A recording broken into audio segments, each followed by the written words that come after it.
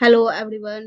आज के इस वीडियो में हम लोग मैरिज के बारे में देखेंगे और कॉन्सेप्ट ऑफ मैरिज के बारे में देखेंगे और ये भी देखेंगे कि कब मैरिज वैलिड होता है और कब वाइड होता है और कब वाइडेबल होता है। सब बारी बारी से देखेंगे। Marriage is a sacramental union, imply that it is a sacrament Hindu convicted of their marriage as a union primarily meant for the performance of religious and spiritual duties। कह रहा है कि शादी जो होती है वो एक सेक्रामेंटल यूनियन होता है और ये हिंदू में क्या किया जाता है, ये एक performance type religious spiritual duties के रूप में देखा जाता है। Such a marriage can not take place without the performance of sacred rite and ceremonies. कह रहा है कि शादी जो होती है वो बिना सेरेमनीज के कंप्लीट नहीं मानी जाती। Secondly, a sacramental union implies that it is a permanent union marriage. It is a tie which once tied cannot be untied. This implies that marriage cannot be dissolved। कह रहा है कि हिंदू में जो होता है ये एक सेक्रामेंटल यूनियन के टाइप से माना जाता है और अगर ये एक बार हो गया तो इससे फिर से तोड़ा नहीं जा सकता है और न ही डिजॉल्व किया जा सकता है। Thirdly, the sacramental union means that it is an eternal union. It is a valid not merely this is life but lives to come। ये जो होता है वो एक इटर्नल यूनियन होता है जिसमें कि वो एक सिर्फ लाइफ टाइम के लिए वैलिड नहीं होता है, वो आने वाले समय के लिए भी वैलिड माना जाता है। आप अगर इस वीडियो के सारे कंटेंट को कॉपी करना चाहते हैं तो वीडियो को लास्ट तक जरूर देखें। According to Manu, husband and wife are united to each other। Husband wife जो होते हैं वो एक दूसरे के यूनाइटेड होते हैं। each other not merely in this life but even after the death। वो सिर्फ इस लाइफ में नहीं आफ्टर डेथ भी होते हैं। In the other world he is ideal. दूसरे वर्ल्ड में वो आइडियल होते हैं कब? That widow who has remains chaste reaches heaven. अगर वो चेस्टी है तो उसे हेवन मिलता है। After the death, even though she has no son, a widow who becomes unfaithful to her deceased husband, he has no claim his property। अगर कोई wife जो होती है वो अनफेथफुल होती है after the death of husband, वो किसी प्रॉपर्टी को क्लेम नहीं कर सकती है, न ही मेंटेनेंस के लिए क्लेम कर सकती है। सी में इवन एक्सकम्युनिकेटेड और वो कम्युनिकेट भी नहीं की जाएगी। Narada and Parshra mention 5 cases in which a woman abandoned her husband to take another। पहला है when husband is missing। ये कह रहा है कि ये 5 केसेस है जिसमें कि एक वुमेन जो होती है वो दूसरी शादी कर सकती है। पहला, जब हस्बैंड मिस हो गए हो। दूसरा, when she is died या मर चुके हो। when she is ascetic या when she is imported या when she is outcast। Hindu marriage act 1955 जो है वो क्या कहता है? He has reformed Hindu law for marriage. Section 5, 11 and 12 of the act are pertinent provision. से हिंदू मैरिज एक्ट जो 1955 का है उसमें 5, 11 और 12 में मैरिज को लेकर दिया गया है। सेक्शन 5 क्या कहता है? Section 5 deal with the condition of marriage. Section 5 में मैरिज के कुछ कंडीशंस दिए हुए हैं।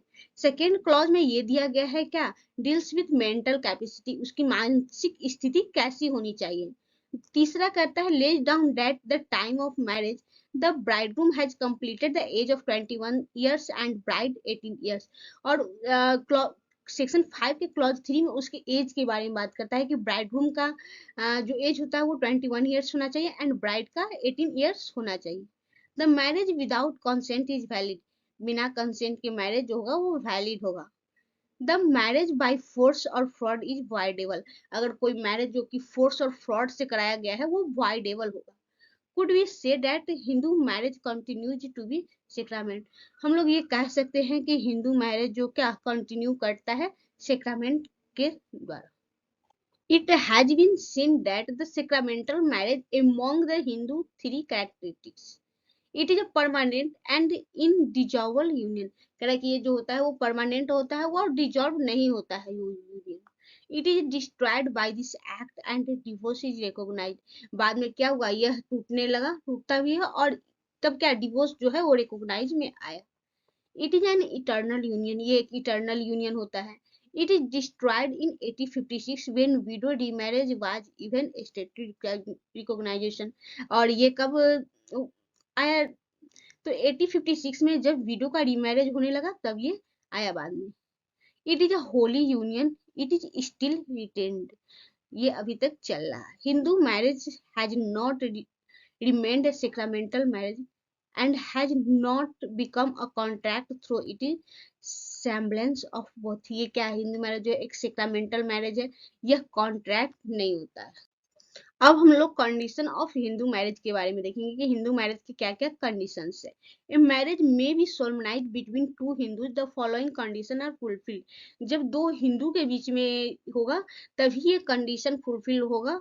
अगर दो आउटकास्ट होता है तो उसके लिए स्पेशल मैरिज एक्ट अलग बना हुआ है, लेकिन अगर दो हिंदू के बीच में होगा तभी हिंदू मैरिज एक्ट 1955 के तहत ये जो कंडीशन है वो फुलफिल करना होगा। Neither party has living spouse at the moment of marriage. शादी के समय उसका कोई दूसरा स्पाउस जीवित नहीं होना चाहिए।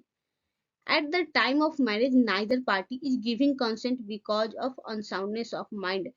कह रहा है कि शादी के समय कोई भी पार्टी जो हो अनसाउंडनेस माइंड नहीं होना चाहिए, पागल नहीं होना चाहिए, या किसी भी मानसिक स्थिति से प्रेशर में नहीं होना चाहिए। Suffering from the mental disorder of such kind or to an extent where he or she until for marriage and proclamation of the children। कह रहा है कि वह किसी प्रकार के मेंटल डिसऑर्डर नहीं होना चाहिए उसके पास। Is subject to recurred attack of insanity, उसे इंसैनिटी का अटैक नहीं आना चाहिए। Bridegroom is 21 years, bride is 18 years। Parties are not within the degree of prohibited relationship. दोनों पार्टी में से कोई भी प्रोहिबिटेड रिलेशनशिप के में नहीं आना चाहिए। Unless the custom and usage governing each of them permits of such marriage. Parties are not sapindas to each other unless the custom और यूसेज इज परमिट। और नहीं क्या सपिंडाज दोनों एक दूसरे के होने चाहिए। ये प्रोहिबिटेड डिग्री और सपिंडाज क्या होते हैं हम लोग अगले वीडियो में देखेंगे। इसमें जो हम लोग क्लॉज 1 और 2 देखे हैं वो सेक्शन 12 में वाइडेबल होता है, एंड 1, 4 एंड 5 जो होता है वो सेक्शन 11 में वाइड माना जाता है। Registration of Hindu marriage, Hindu marriage का registration. State government makes rule regarding the registration of marriage. State government जो होती है वो रूल्स बनाई हुई है क्या मैरिज के रजिस्ट्रेशन को लेकर। Non registration does not make a marriage invalid और वाइड। अगर रजिस्ट्रेशन नहीं हुआ है तो वो मैरिज को इनवैलिड या वाइड नहीं बनाता है। Registration acts and extra proof of marriage. Registration जो होता है वो मैरिज का एक्स्ट्रा प्रूफ माना जाता है। इस पर एक केस है गुल्ली पिली श्वारिया वर्सेस बंदर पावनी 2009 का केस में, जिसमें कि एक क्रिश्चियन मैन और हिंदू वुमेन की शादी होती है। Marriage is not valid even after the registration under Hindu marriage act, only Hindus can get married. इसकी शादी जो होती है वो हिंदू मैरिज एक्ट के तहत होती है। Registration under Hindu marriage act does not make a marriage between the Hindu और नॉन हिंदू इज वैलिड। कह रहा है कि हिंदू मैरिज एक्ट में जो कि हिंदू और नॉन हिंदू के शादी को वैलिड नहीं करता है, इसमें सिर्फ हिंदू और हिंदू ही होना चाहिए। इसलिए क्या इसकी शादी किसमें होती है, स्पेशल मैरिज एक्ट में। This particular marriage can be registered under special marriage act. ये जो पार्टिकुलर शादी थी वो स्पेशल मैरिज एक्ट में रजिस्ट्रेशन होना चाहिए था, लेकिन वो क्या हिंदू मैरिज एक्ट में रजिस्टर्ड था, इसीलिए उसका शादी जो था वो वैलिड नहीं था। चलिए देखते हैं कि इस वीडियो के सारे कंटेंट को कॉपी कैसे करना है। सबसे पहले इस वीडियो के शेयर बटन पे जाए, वहां से लिंक को कॉपी करें। इसके बाद क्रोम ब्राउजर में जाके खोलें और फिर वीडियोज में जाएं और वीडियो के डिस्क्रिप्शन में जाके लॉन्ग प्रेस करके सारे कंटेंट को कॉपी कर सकते हैं। Thanks for watching.